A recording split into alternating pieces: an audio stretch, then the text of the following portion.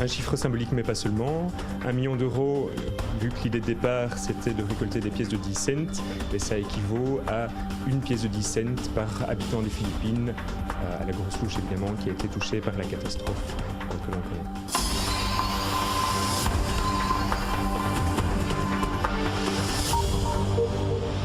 Madame, Monsieur, bonjour. Michael Seguier, c'est le garant de l'opération Pas dans ma poche, une opération imaginée par un Jodonois et qui vise, vous l'avez entendu, à récolter des pièces de monnaie pour aider les Philippins victimes, on le sait, du terrible typhon du 8 novembre. Nous y reviendrons dans le journal.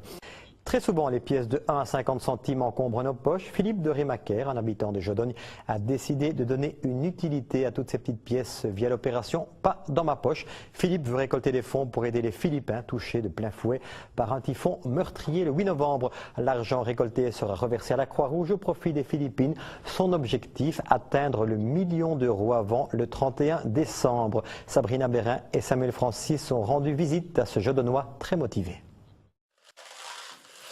Récolter 1 million d'euros en pièces de 10 centimes pour les Philippines, c'est le pari que s'est lancé Philippe.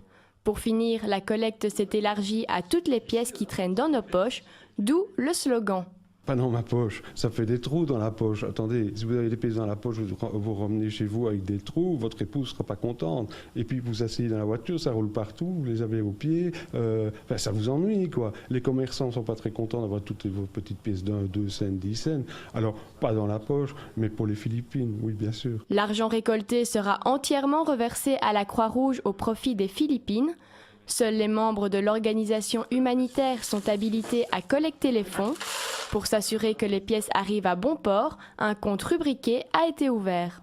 C'est un compte sur lequel tout ce qui rentre est sous ma seule supervision. Il n'est pas question que quelqu'un d'autre ait accès à ce compte et je serai le garant que les seuls versements qui soient effectués de ce compte soient au bénéfice de la Croix-Rouge et par la suite au bénéfice des Philippins. À l'ouverture de ce compte mardi, une cinquantaine d'euros avaient déjà été versés, notamment par nos voisins français. Des tirelires ont aussi pris place dans une dizaine de commerces à Jodogne, mais aussi à Bouges, Aiguezé, Templou et Saint-Séverin.